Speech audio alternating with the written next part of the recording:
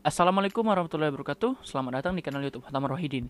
Di kanal ini gue akan membahas hal-hal yang berkaitan dengan dunia pendidikan, linguistik, teknologi, dan produksi konten kreatif. Jadi jika kalian tertarik dengan konten-konten yang akan gue sajikan, jangan ragu untuk klik tombol subscribe atau berlangganan yang ada di bawah video ini. Dan jangan lupa untuk aktifkan lonceng notifikasinya supaya kalian tidak ketinggalan video-video terbaru dari gue. Oke, seperti janji gue di video perkenalan sebelumnya, bagi kalian yang belum nonton dan baru datang di kanal ini, silahkan tonton dulu video perkenalan sebelumnya supaya kalian tahu apa aja yang bakal gue bahas di kanal ini lebih mendalam ya. Dan jika kalian sudah nonton, silahkan balik lagi ke video ini. Jadi seperti di video perkenalan sebelumnya, gue membahas sedikit masalah UN ya. UN merupakan masalah dalam dunia pendidikan Indonesia. Jadi selain UN, banyak lagi masalah yang ada di dalam dunia pendidikan di Indonesia. Jadi sesuai judul video ini, gue akan membahas tentang PR alias pekerjaan rumah. Nah, menurut gue PR adalah salah satu keresahan gue di dalam dunia pendidikan di Indonesia. Dan PR adalah momok bagi hampir semua pelajar mungkin ya di Indonesia. Jadi PR yang gue anggap meresahkan adalah PR yang tidak sesuai dengan kehidupan pelajar gitu loh. Gimana maksudnya? Mari gue jelasin. Jadi menurut gue, PR itu nggak harus dihapus sepenuhnya, namun PR itu harusnya diperbaiki dan dijadikan sebagai pengulangan materi-materi yang ada di sekolah dan dimanfaatkan dalam kehidupan sehari-hari di rumah. Jadi menurut gue, PR itu nggak harus dihapus, namun harus ada perbaikan pada pemberiannya, pada materi yang ada dalam PR. PR itu kan pekerjaan rumah. Nah, menurut gue, pekerjaan rumah itu seharusnya nggak terlalu mirip dengan pekerjaan sekolah. Namun masih ada gitu loh. Masih ada materi-materi yang diajarkan di sekolah. Supaya apa? Supaya para pelajar ini masih ingat pelajaran-pelajaran di sekolah. Namun, supaya ingat apa? Supaya ingat itu diterapkan dalam kehidupan sehari-hari. Masalahnya, PR yang gue temuin selama 12 tahun gue bersekolah, itu jarang banget yang sesuai dengan kehidupan sehari-hari gue. Gak tahu sih kalau kehidupan sehari-hari kalian, mungkin ya ada gitu loh. Nah, kalau PR itu digunakan dalam kehidupan sehari-hari, maka itu menurut gue akan mengasah berpikir pelajar gitu loh. Jadi misalnya di sekolah dijelasin materi tentang tentang gravitasi kan. Nah, seharusnya di sekolah itu pelajar itu ditumbuhkan rasa penasaran supaya apa? Supaya dia mencari sendiri rasa jawaban dari rasa penasaran itu pada kehidupan sehari-hari. Jadi itulah PR yang bagus menurut gue. PR yang bagus adalah yang menumbuhkan rasa penasaran, bukan menumbuhkan rasa ketakutan. Misalnya PR nanti dikumpul hari Senin, itu kan kalau nggak dikerjain takut dihukum kan. Padahal kan seharusnya sekolah itu bukan tempat yang menakutkan, namun sekolah itu tempat untuk mempersiapkan manusia supaya lebih baik lagi di masa depan, supaya berguna di masa depan. Jadi menurut gue, PR yang bagus adalah PR yang memberikan rasa penasaran terhadap materi-materi yang ada di sekolah, kemudian dicari sendiri, dikembangkan sendiri oleh pelajar melalui kehidupan sehari-hari yang berhubungan dengan materi-materi yang ada di sekolah. Itu menurut gue, nggak tahu menurut kalian gimana. Nah, berbicara mengenai PR ya, kebanyakan PR yang gue rasakan selama 12 tahun bersekolah ya, PR-nya itu masih individu kebanyakan ya, ada juga yang berkelompok. Namun kenapa gue nggak suka PR yang individu? Karena menurut gue percuma ada PR individu namun ujung-ujungnya dikerjakan berkelompok. Ngerti kan maksud gue? Kalian pelajar-pelajar pasti udah pernah ngalamin kan? Misalnya kalian nggak ngerti gitu loh, ujung-ujungnya kalian ya ngerjain kelompok kan. Jadi menurut gue daripada PR-nya individu, ya sekalian aja PR-nya berkelompok gitu loh. Daripada individu makin pusing kan. Karena apa? Karena sekolah adalah tempat untuk menyiapkan manusia-manusia supaya berguna, supaya memiliki kemampuan di masa depan untuk membangun negeri ini gitu loh.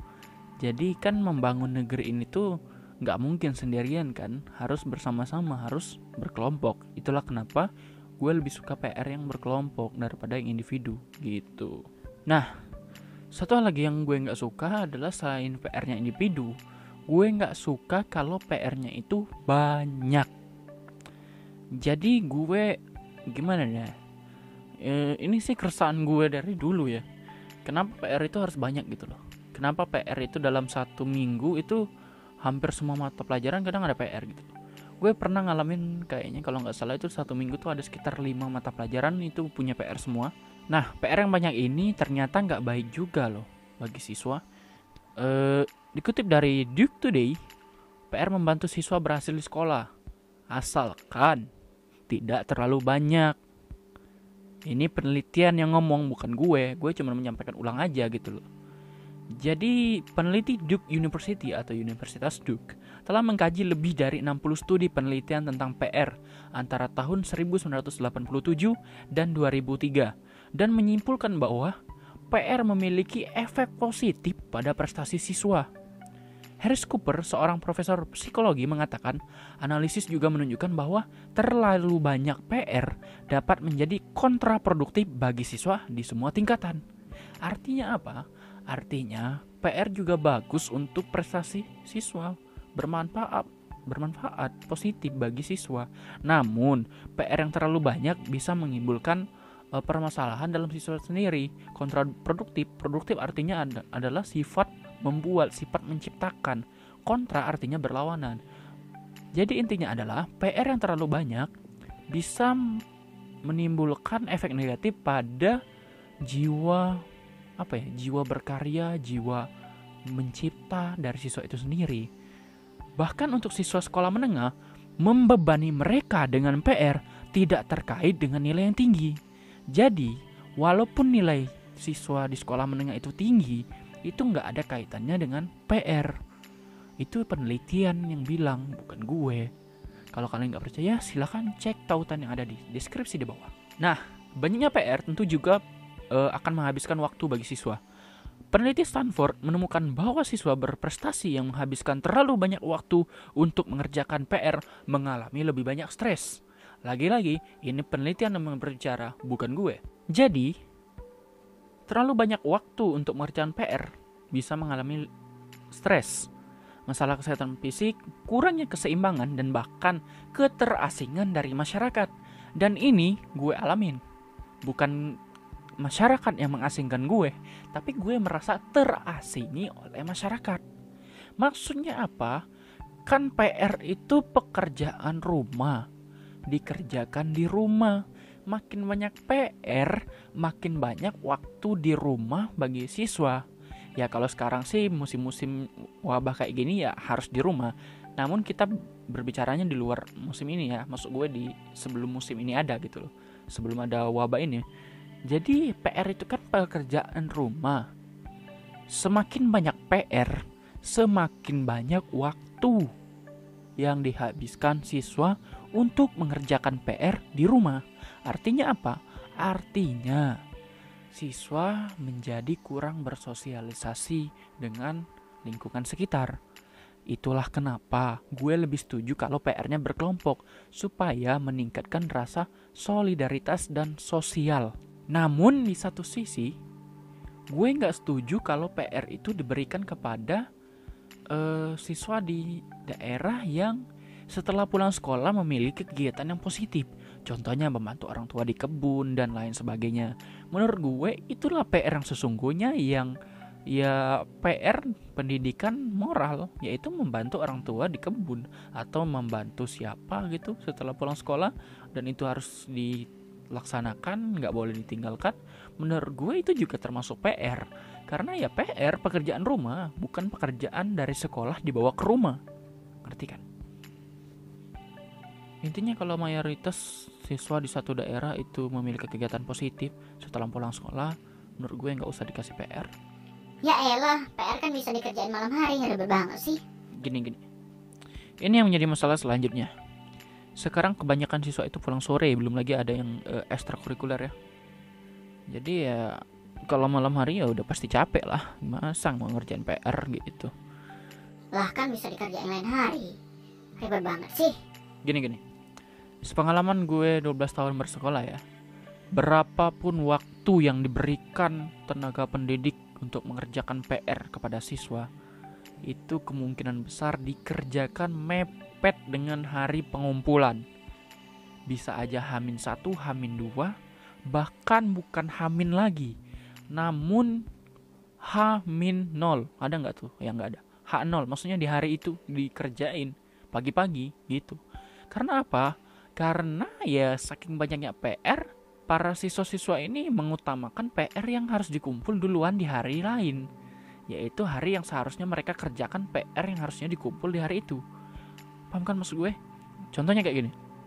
Ada pelajaran A, dikasih PR hari Jumat, anggaplah. Terus disuruh kumpul hari Kamis. Kan itu ada waktu sekitar 1 minggu ya untuk kerjain. Namun, ini yang gue mau bilang. Selama 1 minggu itu, apakah cuma satu pelajaran itu doang yang ada PR? Apakah cuma satu pelajaran itu doang yang punya tugas di rumah? Kan enggak kan? Kemungkinan kan adalah 2 atau 3 lagi pelajaran yang punya PR gitu loh. Jadi menurut gue misalnya hari Jumat dikasih PR, hari Kamis dikumpul, tiba-tiba di hari Sabtu ada pelajaran lain dikasih PR juga, dikumpul hari apa? Hari Senin. Hari Senin dikasih lagi PR, dikumpul hari Kamis.